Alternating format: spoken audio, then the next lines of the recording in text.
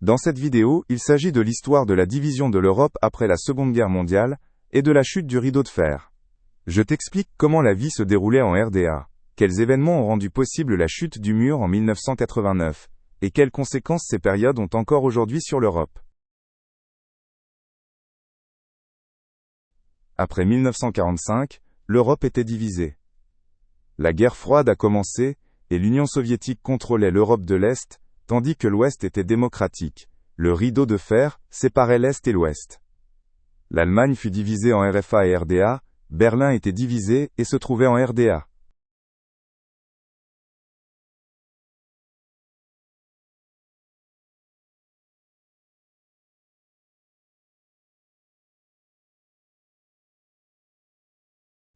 En 1961, la RDA construisit le mur de Berlin. Il devait empêcher les gens de fuir vers l'Ouest. Le mur séparait des familles et était fortement gardé. Berlin-Ouest était comme une île de liberté.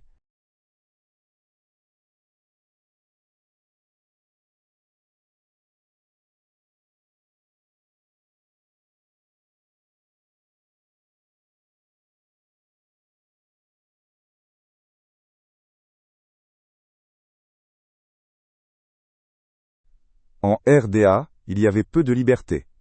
L'État contrôlait la vie, et beaucoup de produits étaient rares. Beaucoup de gens rêvaient de vivre à l'Ouest. Pourtant, certains croyaient au socialisme.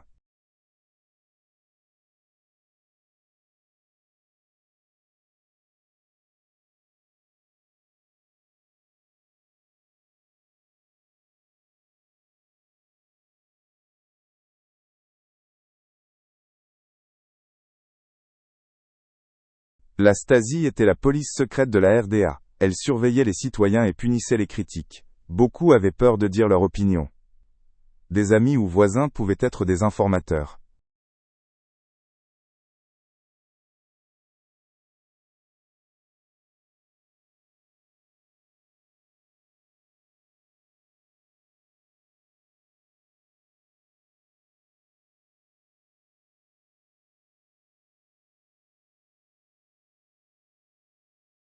Dans les années 1980, la RDA avait de grands problèmes économiques.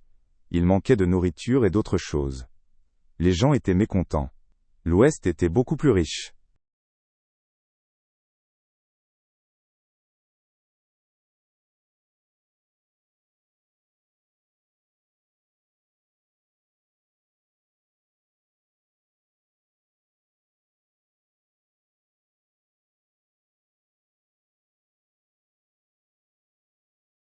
En 1968, la Tchécoslovaquie voulait plus de liberté dans le socialisme. L'Union soviétique envoya des chars pour arrêter cela. Beaucoup de gens perdirent l'espoir de changement. Cela montra à quel point l'Est était strictement contrôlé.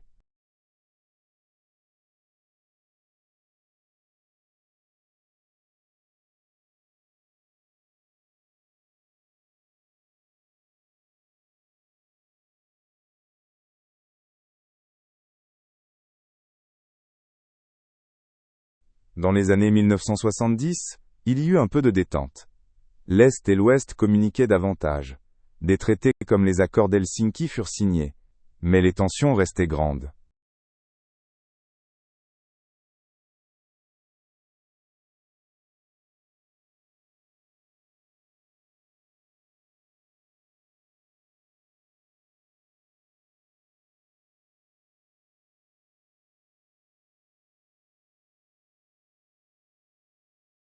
En 1985, Mikhaïl Gorbatchev devint chef de l'Union soviétique.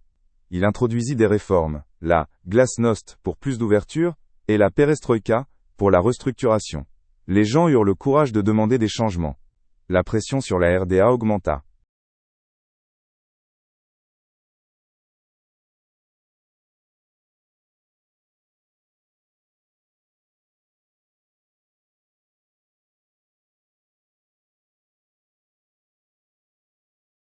En Pologne, le syndicat Solidarnosc luttait sous la direction de Lech Walesa.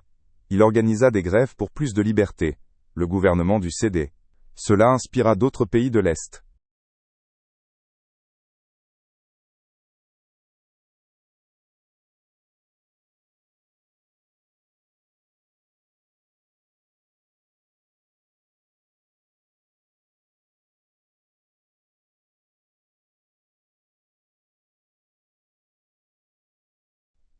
En 1989, la Hongrie ouvrit sa frontière avec l'Autriche. Beaucoup de citoyens de la RDA fuirent par là vers l'ouest. Le gouvernement de la RDA se retrouva en difficulté. Ce fut une étape importante contre le rideau de fer.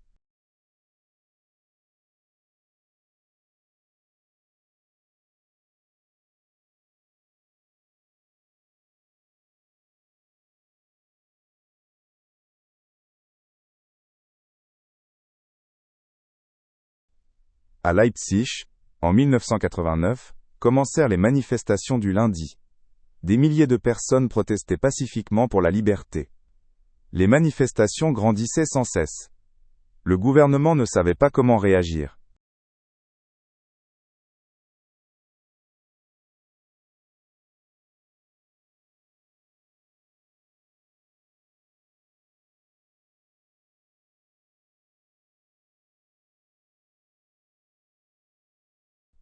Beaucoup de citoyens de la RDA fuirent en 1989 via l'ambassade ouest-allemande à Prague. Ils voulaient aller à l'ouest. Les images des ambassades surpeuplées firent le tour du monde. La pression sur la RDA continua de croître.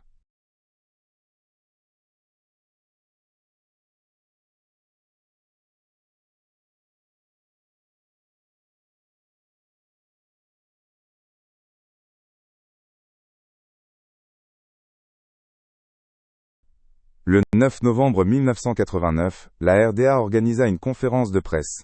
Un politicien déclara par erreur que la frontière était ouverte immédiatement. Des milliers de personnes se précipitèrent vers le mur.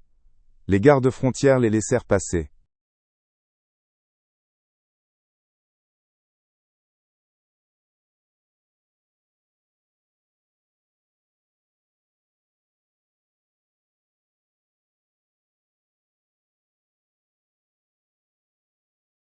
Dans la nuit du 9 au 10 novembre 1989, le mur de Berlin tomba. Des gens de l'Est et de l'Ouest fêtèrent ensemble. Les familles furent réunies. Ce fut un moment historique.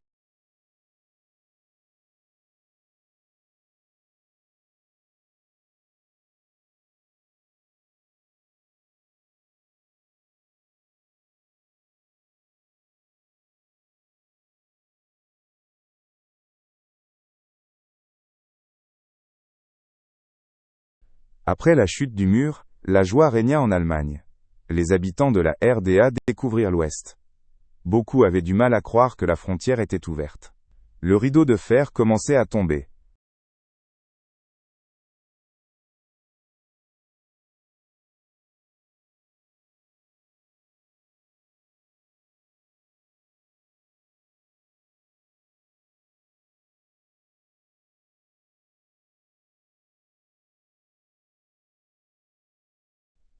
En 1990, il y eut des élections libres en RDA. Les citoyens voulaient la démocratie et la réunification. Les anciens dirigeants perdirent le pouvoir. Ce fut un grand pas vers la liberté.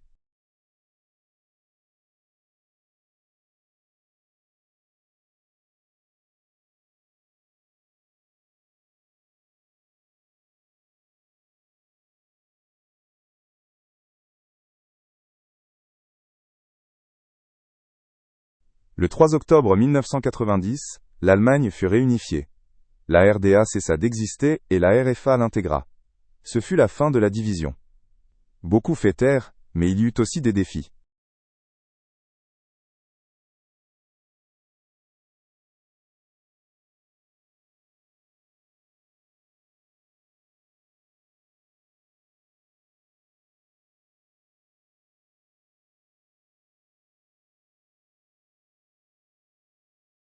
En 1989, la Pologne organisa des élections libres. Solidarność gagna, et un nouveau gouvernement fut formé. Ce fut le premier pays d'Europe de l'Est à abolir le socialisme. D'autres pays suivirent.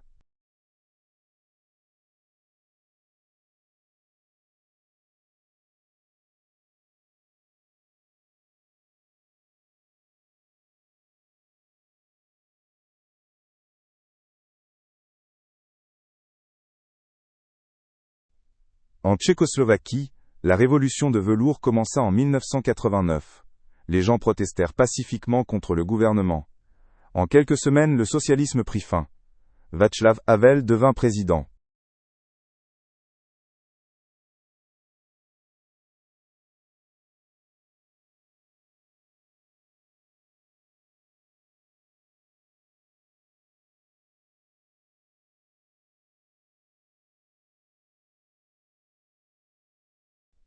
En Roumanie, il y eut une révolution sanglante en 1989. Le peuple renversa le dictateur Ceausescu. Il y eut des combats, mais les citoyens gagnèrent. La Roumanie devint libre, mais la transition fut difficile.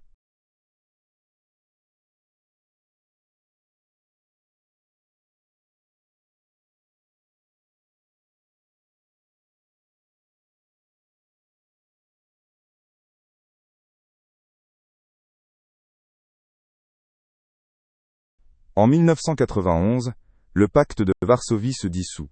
L'Union soviétique n'eut plus d'influence en Europe de l'Est. Les pays devinrent indépendants.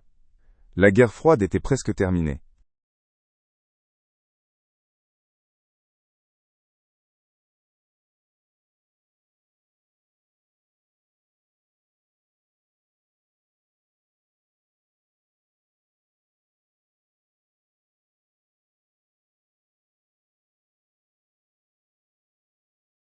Fin 1991, l'Union soviétique éclata.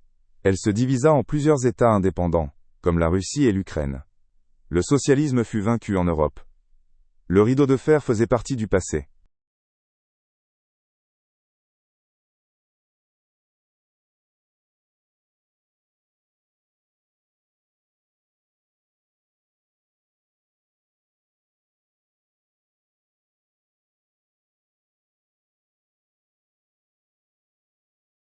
Les pays d'Europe de l'Est devinrent démocratiques. Il y eut des élections libres et une économie de marché. Mais il y eut aussi des problèmes, comme la pauvreté et la corruption. Les gens durent s'adapter à la nouvelle vie.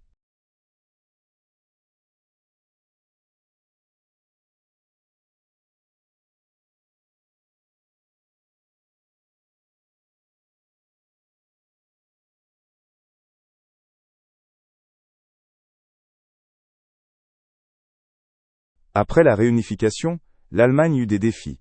L'Est était économiquement plus faible que l'Ouest. Des investissements furent faits pour reconstruire l'Est. Aujourd'hui, les différences sont plus petites.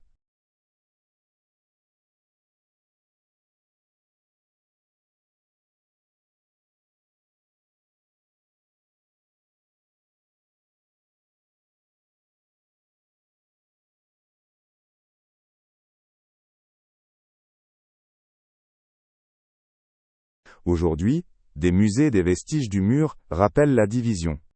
Les gens visitent ces lieux pour comprendre l'histoire. Le mur de Berlin est un symbole de liberté. Les écoles enseignent cette époque.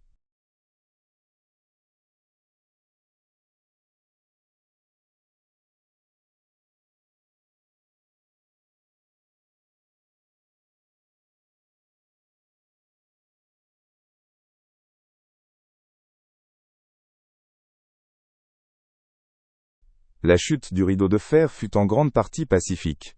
Les gens utilisèrent des protestations, pas des armes. Cela montra que le courage et la solidarité peuvent beaucoup accomplir. C'est un exemple pour d'autres mouvements.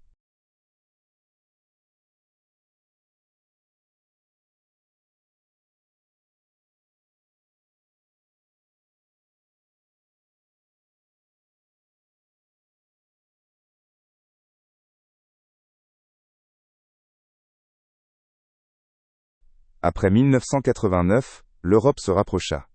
Beaucoup de pays d'Europe de l'Est rejoignirent l'UE. Il y a la liberté de voyager et de commercer. La division de l'Europe est surmontée.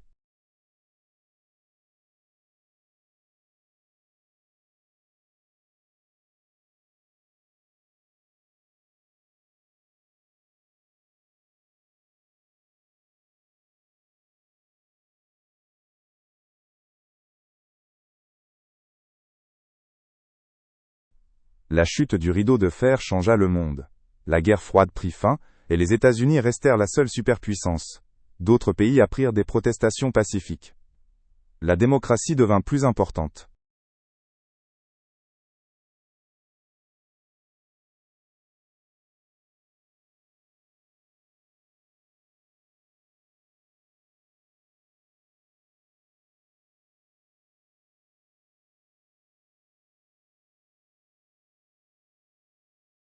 Aujourd'hui, beaucoup de jeunes connaissent la division seulement par les histoires. Ils grandissent dans une Europe libre. Mais l'histoire montre combien la liberté est importante. Il ne faut pas la considérer comme acquise.